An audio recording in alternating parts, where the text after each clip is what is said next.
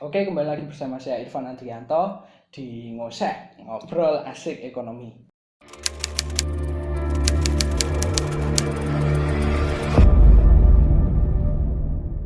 Pernah nggak sih Bapak, Ibu, serta teman-teman itu pas beli makanan secara online, terus kalian tuh bayarnya mau pakai cash, tapi ojolnya ini nyuruh nyuruh Anda itu untuk membayarnya lewat e-money karena ojolnya ini nggak punya uang kembalian. Nah, terlebih di masa pandemi ini kan banyak ojol yang menerapkan uh, protokol kesehatan dan menyarankan untuk pembayaran atau transaksi itu menggunakan e-money.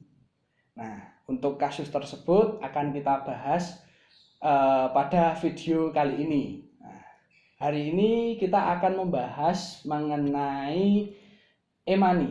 Apa sih itu e-money? Nah, e-money itu adalah electronic money. Nah, merupakan sebuah alat pembayaran yang memakai media elektronik berupa jaringan komputer dan internet. Nah, alat ini pun sering kali disebut dengan digital money, electronic cash, digital cash, atau electronic currency atau digital currency. Nah, dari pengertian e-money ini itu sudah terlihat jelas perbedaannya dari uang tunai. Nah, dibandingkan dengan uang tunai, e-money ini mempunyai sistem keamanan yang lebih kuat. Nah, bahkan ilmu kriptografi, nah itu menyatakan bahwa uang elektronik ini itu sulit untuk dibajak atau diretas sehingga Anda tak perlu cemas menggunakannya.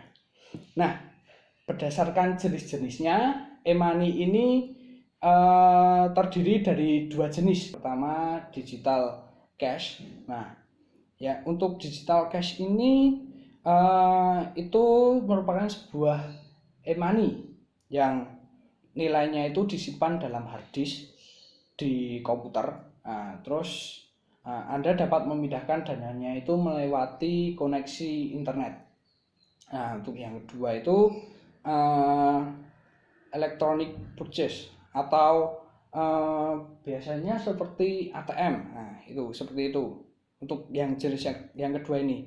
Jadi di sini itu fungsinya itu untuk menyimpan nilai milik nasabah dalam satu server atau chip yang ditanamkan pada kartu. Oke, berbeda dengan kartu kredit ya. Untuk e-money ini tidak membutuhkan proses otorisasi seperti PIN atau tanda tangan, sebab alat ini tidak berhubungan dengan rekening nasabah yang terdaftar di bank. Nah, pengguna e-money pun tidak membebankan tagihan atau pembiayaan ke rekening seperti yang ada di kartu kredit. Kan ada kalau kartu kredit itu setiap bulan Anda dikenai biaya, biaya admin lah, misalnya seperti itu. Nah, lalu apa sih manfaat dari penggunaan e-money ini? Nah, yang pertama, e-money ini didesain sebagai alat pembayaran yang praktis.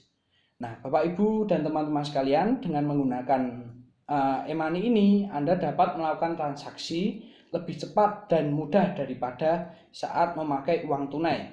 Nah, bahkan Anda tidak perlu antri dan melakukan perhitungan. Dompet Anda juga semakin tipis karena tidak perlu membawa uang tunai, cukup menyimpan uang dalam bentuk saldo. Nah, dan bila saldo ini habis, Bapak Ibu sekalian dapat dengan mudah untuk melakukan top up pada penerbit uang elektronik Anda. Nah, itu untuk manfaat yang pertama. Terus untuk manfaat yang kedua, karena bersifat elektronik, nah e-money ini tidak mengenal uang kembalian. Nah, jadi Bapak Ibu nggak usah repot-repot setelah belanja terus menghitung uang kembalian. Kan biasanya uang kembalian ada yang receh-receh. Nah, Bapak Ibu tidak usah repot-repot untuk menyimpan uang tersebut, karena pengembalian itu akan secara otomatis masuk ke saldo Bapak Ibu. Nah, seperti itu. Nah, yang manfaat yang ketiga, uang elektronik ini bersifat aplikatif. Nah, dalam hal ini itu pengguna e-money bisa diaplikasikan dalam macam-macam transaksi. Nah, baik yang bersifat kecil maupun yang bersifat besar. Nah, sebut saja untuk membayar e-tol, terus fast food, terus membayar tiket transportasi. Nah, itu dapat dilakukan dengan menggunakan e-money seperti ini. Nah, berikut adalah pembahasan mengenai e-money.